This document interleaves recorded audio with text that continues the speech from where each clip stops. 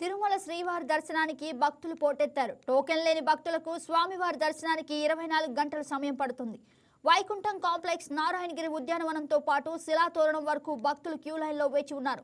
భక్తులు ఇబ్బంది పడకుండా టీటీడీ అన్ని ఏర్పాట్లు చేపట్టింది. తిరుమలలో భక్తుల రద్దీకి సంబంధించి ఇక మరింత సమాచారాన్ని మా తిరుమల కరెస్పాండెంట్ సెల్వం మరింత సమాచారాన్ని అందిస్తారు. గుడ్ మార్నింగ్, చెప్పండి. క్రిస్మస్ సెలవుల నేపథ్యంలో కూడా భక్తులు తిరుమలకు పోటెత్తుతున్నటువంటి పరిస్థితి. ప్రస్తుతం వైకుంఠం 1, 2 అలాగే నారాయణగిరి ఉద్యానవనంలో ఉన్నటువంటి కంపార్ట్మెంట్లు కూడా పూర్తి స్థాయిలో నిండి, అటు తర్వాత శిలాతరణం వరకు కూడా క్యూ లైన్లో భక్తులు వేచి ఉన్నారు. వీరికి సంబంధించి టీటీడీ కూడా 24 గంటలు పడుతుంది అని చెప్పి కూడా ప్రకటించినటువంటి పరిస్థితి.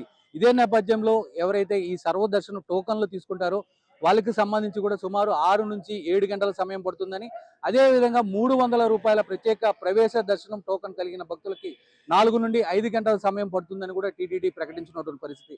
ఇక నిన్నటి రోజును చూసుకుంటే 73,000 మంది భక్తులు దర్శించుకోగా 20,000కు పైగా భక్తులు స్వామివారికి తలనీలాలు కూడా సమర్పించుకున్నటువంటి పరిస్థితి.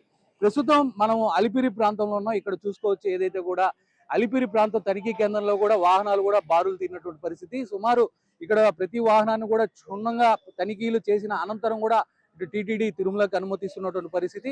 వచ్చేటువంటి భక్తులకి ఎలాంటి ఇబ్బందులు తలెత్తకుండా కూడా టీటీడీ అన్ని ఏర్పాట్లను చాలా పకడ్బందీగా ఏర్పాటు చేసింది. ఏదైతే క్యూ లైన్లో వేచి ఉన్నారో భక్తులు, వాళ్ళకి సంబంధించి అన్న ప్రసాదాలు కావచ్చు, అదేవిధంగా పాలు, నీళ్లు, మజ్జిగ, కాఫీ తదితర లాంటివి కూడా వస్తువులను కూడా అందిస్తూ ఎక్కడ కూడా భక్తులకి అంతరాయం లేకుండా కూడా చూస్తున్నటువంటి పరిస్థితి.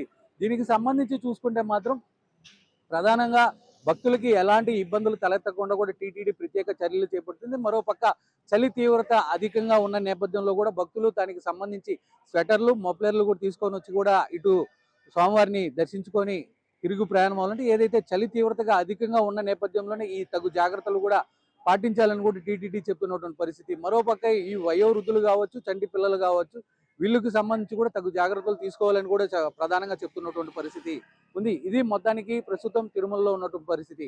కెమెరా పర్సన్ కన్నయ్యతో సెల్వం, తిరుపతి నుంచి. హాయ్ వ్యూయర్స్, ఈ వీడియో మీకు నచ్చినట్లయితే లైక్ కొట్టి షేర్ చేసి వైకే టీవీని సబ్స్క్రైబ్ చేసుకోండి.